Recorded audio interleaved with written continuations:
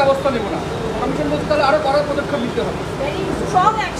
আচ্ছা, আপনাদের কালকে প্রশ্ন আছে, একবারে করে নিন। আমি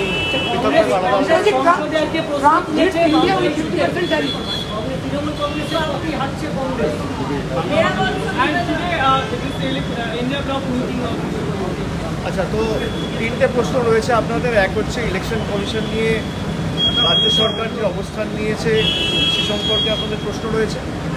দুই হচ্ছে 50% ট্যারিফ লাগানো হয়েছে ইন্ডিয়ার উপর, সে সংক্রান্ত প্রশ্ন। এবং থার্ড হচ্ছে ইন্ডিয়া আজকে যে বৈঠক রয়েছে সেটা নিয়ে।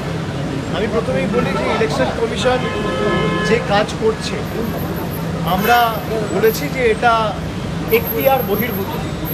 ইলেকশন কমিশনের ক্ষমতা বা ইলেকশন কমিশনের দায়িত্ব তখনই হয় যখন আদর্শ আচরণবিধি ঘোষণা হয়। মডেল কোড অফ কন্ডাক্ট লাগু হওয়ার পর থেকে ইলেকশন কমিশন রাজ্যের সার্বিক সিভিল এবং ক্রিমিনাল অ্যাডমিনিস্ট্রেশন, পুলিশ অ্যাডমিনিস্ট্রেশন নিজের হাতে নিয়ে, স্টেট মেশিনারি নিজের হাতে নিয়ে তাদের মতো চালায়, যাতে নির্বাচনটা নিরপেক্ষ হয়, আনবায়াসড হয়, ইম্পার্শিয়াল হয় এবং ফেয়ার হয়। কিন্তু যে কাজ একটা নির্বাচিত সরকারকে এখনও প্রায় 10 মাস 11 মাস সময় রয়েছে এবং প্রায় 3 মাস 4 মাস আগে থেকে শুরু হয়েছে, 1-1.5 বছর আগে থেকে সরকারকে কাজ করতে না দেবে বলে এবং নির্দিষ্ট যে বিজেপি ক্ষমতায় রয়েছে সেই বিজেপিকে বাড়তি সুযোগ করে দেবে বলে বাংলার প্রতি যেমন ধারাবাহিক বঞ্চনা কেন্দ্র সরকার করেছে, একইভাবে বিচার ব্যবস্থাকে কাজে লাগিয়েছে, সংবাদ মাধ্যমের একাংশকে কাজে লাগিয়ে সন্দেশখালির মতো ঘটনাকে সারা দেশে প্রচার করে বাংলার বদনাম করার চেষ্টা করেছে। এখন ইলেকশন কমিশনকে কাজে লাগিয়ে যাতে বাংলার প্রকৃত বাঙালিরা, বাংলা ভাষায় যারা কথা বলে, যারা বাংলায় থাকে, তারা ভোটাধিকার প্রয়োগ করতে না পারে, প্রকৃত ভোটার যারা, তাদের ভোটের অধিকার কেড়ে নেওয়ার জন্য ইলেকশন কমিশন নির্লজ্জ ভূমিকায় নেমেছে। ইলেকশন কমিশনের একটা এখতিয়ার এখন নয়, তারা রাজ্য সরকারকে জানাতে পারে কি করবে কি না করবে। একটা ইলেক্টেড গভর্নমেন্ট, যে গভর্নমেন্টকে বাংলার 12 কোটি মানুষ ভোটাধিকার প্রয়োগ করে 2021 সালে নির্বাচিত করেছে, সেই গভর্নমেন্ট একমাত্র বদ্ধপরিকর এবং জবাবদিহি 12 কোটি মানুষের প্রতি, কোনো রাজনৈতিক দল বা কোনো কেন্দ্র সরকারের প্রতি নয়। আমরা বিচার ব্যবস্থাকে সম্মান করি, কিন্তু যেভাবে 2021 সাল থেকে আজকে 4 বছরের মধ্যে প্রায় 50টার বেশি সিবিআই তদন্ত কলকাতার হাইকোর্টের বিভিন্ন বেঞ্চ থেকে কেন্দ্রীয় সরকার প্রভাব খাটিয়ে বাংলাকে ছোট করার জন্য এবং তৃণমূল কংগ্রেসকে চাপে রাখার জন্য যেভাবে হেনস্থা করেছে বাংলার মানুষ দেখেছে। এমনকি গত বছর এই সময় আরজি কর নিয়ে যেভাবে রাজ্য সরকারকে আক্রমণ করা হয়েছে, যেভাবে বদনাম করা হয়েছে, যেভাবে সারা ভারতবর্ষ জুড়ে দুর্নাম ছড়িয়ে দেওয়া হয়েছে, পরবর্তীকালে সিবিআই তদন্ত ভার গ্রহণ করার পরে যে কাজ কলকাতা পুলিশ 24 ঘন্টায় করেছে, তার বাইরে সিবিআই আজকে 1 বছর হয়ে গেল কিছু করতে পারেনি। আমি আগেও বলেছি, আবার বলছি, যে যারা বাংলাকে ছোট করছে নিজেদের রাজনৈতিক স্বার্থ চরিতার্থ করতে, তারা বিগত দিনেও জবাব পেয়েছে, আগামী দিনেও তারা শিক্ষা পাবে। 2021, 2024-এ তারা শিখে, ভুল থেকে মানুষ শিক্ষা নেয়, বিজেপি শিক্ষা নেয়। এখন জল জীবন মিশনের সব টাকা বন্ধ, বাংলায় যে পানীয় জলের কাজ চলছে সব টাকা বন্ধ করে দিয়েছে কেন্দ্র সরকার থেকে। এখন শুধু 100 দিনের টাকা, বাড়ির টাকা, এখানে রাস্তার টাকা বা 100 দিনের টাকা বন্ধ নয়, জিএসটির টাকা বন্ধ নয়, এমনকি জল, যেটাকে আমরা জীবন বলে জানি, জলের আর এক নাম জীবন, মানুষ জল ছাড়া বাঁচবে কোত্থেকে, সেই জলের টাকা বিজেপি সরকার বন্ধ করে দিয়েছে।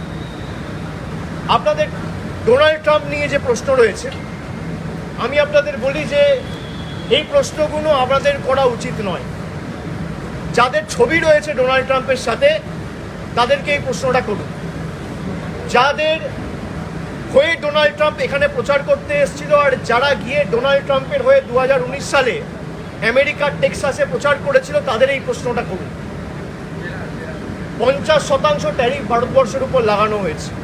নিশ্চিতভাবে এর একটা ক্ষয়ক্ষতি তো পড়বেই, রপ্তানিতে প্রভাব পড়বে, বিশেষ করে 3টে সেক্টরে, আইটি, ফার্মাসিউটিক্যাল, টেক্সটাইল সংক্রান্ত যে পণ্য, দ্রব্য বা পরিষেবাগুলো রয়েছে তার উপর একটা সার্বিক প্রভাব পড়বে, কর্মসংস্থান কমবে, ভারতের অর্থনৈতিক প্রভাব তো এর উপর পড়বেই।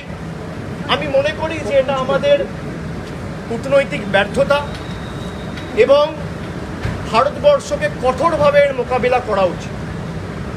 যারা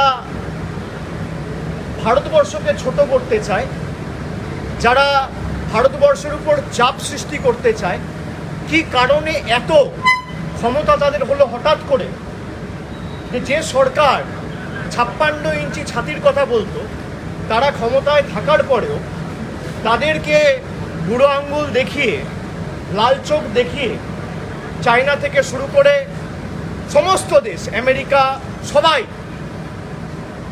আমি আপনাদের বলছি, আমি বাইরে এগুলো বলতে চাই না, আমি সর্বদলীয় ডেলিগেশনের পার্ট হয়ে 5টা দেশে গেছিলাম।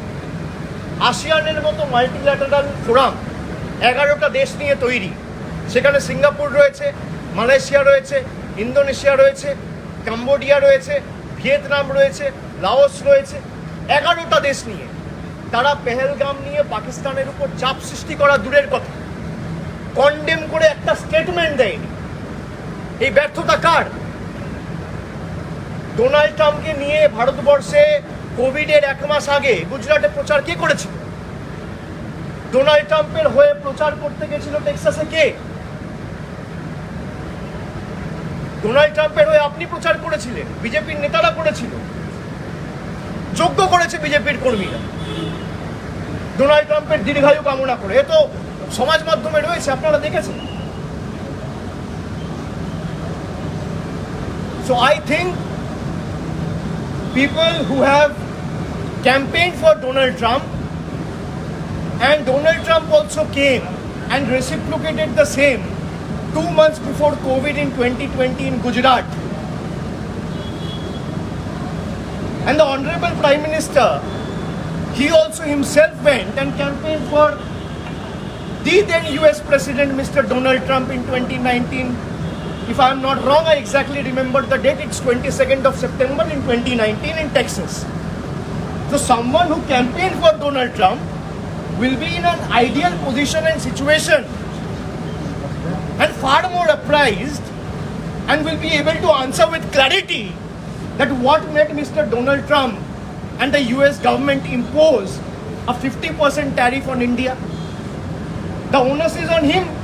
The onus is on the incumbent NDA and BJP government, not Trinamool Congress. Why Mamata Banerjee never invited Donald Trump?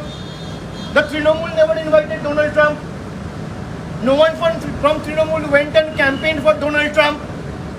Mamata Banerjee or anyone from Trinamool Congress, did they go and campaign for Donald Trump? Who went and campaigned for Donald Trump? Let me show you a small clip.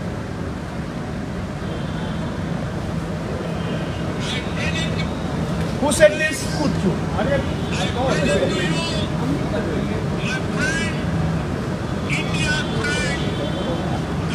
Who said this?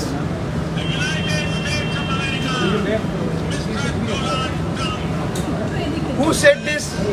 I am quoting him.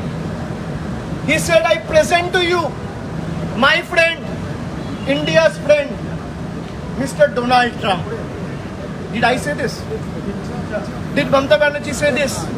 Did any member of the opposition say this? Who said this? And I also strongly condemn what Donald Trump said about India. He said the Indian economy is dead. Well, I don't agree. Nobody has got the might to kill the Indian economy. It's surviving on the love and affection of 140 crore Indians. I can say Indian economy is in ICU. From bad, it has become worse in the last 10 years. And by imposing 50% tariff, there will be a substantial job loss. Segments like IT, especially IT-related goods and services, pharmaceuticals, and textiles will be badly affected. Exports will come down. And this is all because of the botched-up foreign policy of the union government. They have been speaking about India's global presence and how India has become a Vishwaguru. Is this the example? This is how India is being treated. What is stopping us from retaliating? The Home Minister in the floor of the House in Parliament said POK is our integral part. Then what is stopping you from reclaiming POK? Nothing is stopping you. The entire country is with you, standing with you, shoulder to shoulder. Every opposition party is with the union government in this fight. Like I said, until and unless you reclaim the POK, this will keep happening. 2019, Pulwama happened. The government carried out airstrike. Again, after 5 years, Pahalgam happened. Again, you carried out airstrikes. So we are stuck in a infinite cyclical loop. This has to end once and for all.